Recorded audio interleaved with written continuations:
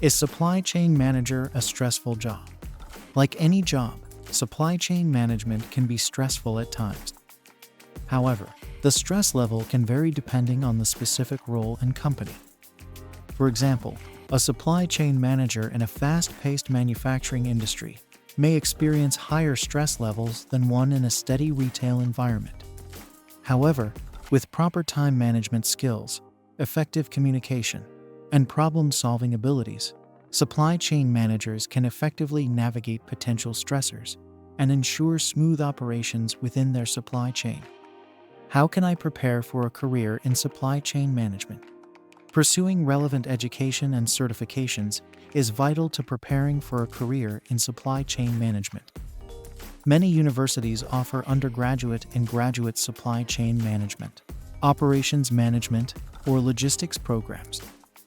These courses provide the essential knowledge and skills to excel in this field.